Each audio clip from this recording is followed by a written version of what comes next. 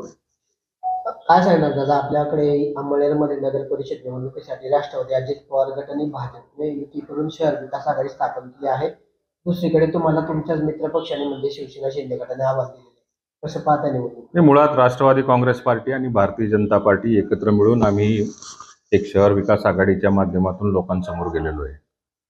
आणि या सगळ्या याच्यामध्ये लोकांना आत्मविश्वास आहे की ज्या पद्धतीने गेल्या 2 पंचवार्षिकमध्ये नगर परिषदेच्या ज्या निवडणुका झाल्या त्याच्यामध्ये भरभरून यश मागच्या कालावधीमध्ये अंमळनेरच्या जनतेने आम्हाला दिलेलं आहे. विकासाचा एक दूरदृष्टिकोन असणारे जे नेते आहेत, त्यात खासदार स्मिताताई असतील, माजी आमदार साहेबराव दादा असतील, मी स्वतः असेल, आम्ही तिघांनी मिळून आज अंमळनेरच्या या नगरपालिकेमध्ये पूर्ण 100% पॅनल उभं केलेलं आहे. 36 नगरसेवक, त्यातला एक नगरसेवक आमचा बिनविरोध झालेला आहे. नगराध्यक्षाचा उमेदवार धरून आजच्या तारखेला 36 उमेदवार असणारे एकमेव अंमळनेरमध्ये असलेलं आजचं हे आमचं पॅनल आहे.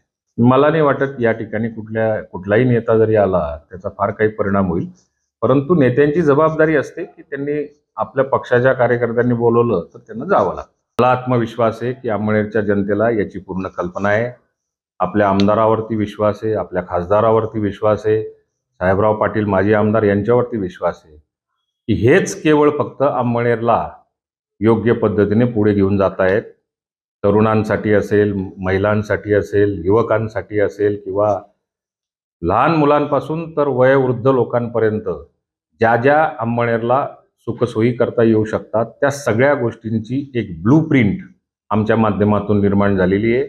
नगराध्यक्ष आणि एकदा संपूर्ण नगरसेवकांची बॉडी त्या ठिकाणी अस्तित्वात आली तर या ब्लूप्रिंटच्या आधारावरती आम्ही जी वाटचाल केलेली आहे तिला पुढच्या 5 वर्षाकरता घेऊन जाऊ शकतो असा आत्मविश्वास अंमळनेरच्या जनतेला आहे.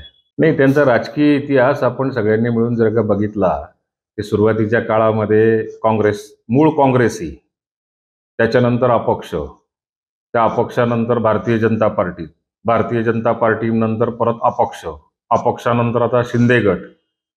आत्ता केवळ फक्त आपल्याला शिवसेनेच्या माध्यमातून, शिंदे साहेबांच्या माध्यमातून या निवडणुकीकरता निधी उपलब्ध होऊ शकतो का याच्याकरता केवळ फक्त त्यांनी शिवसेनेत प्रवेश केलेला आहे. पुढच्या काही दिवसांमध्ये याही पक्षात ते राहणार नाही, हे आपण सगळे मिळून बघणारच आहेत.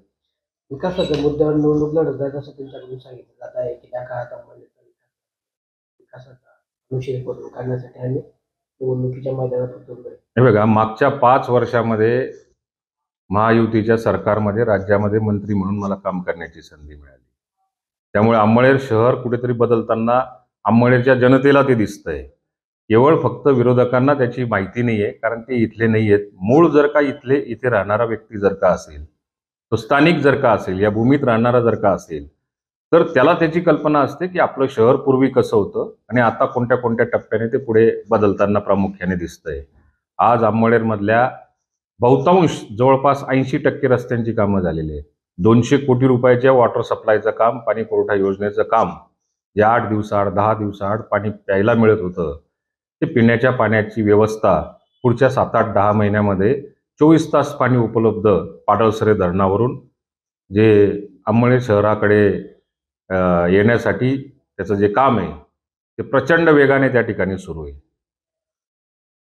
शहराच्या सुरुवातीला मंगळ मंदिरासाठी 25 कोटी रुपये त्याला मान्यता मिळून एक धार्मिक वातावरण चांगलं राहिलं पाहिजे या दृष्टिकोनातून त्याही कामाला सुरुवात झालेली आहे. त्याच्या बाजूला ताड्या नाला आहे.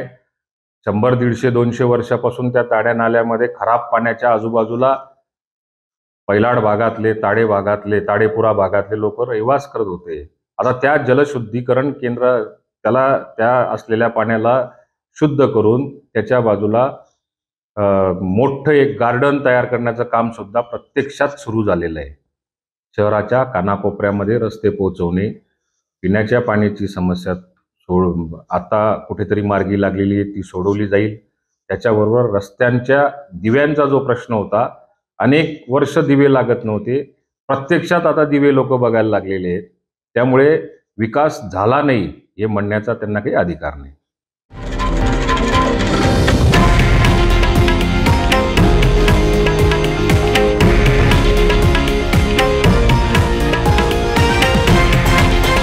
हे आहे देशातील नंबर 1 न्यूज नेटवर्क आणि आपण पाहत आहात TV9 मराठी, एकमेव.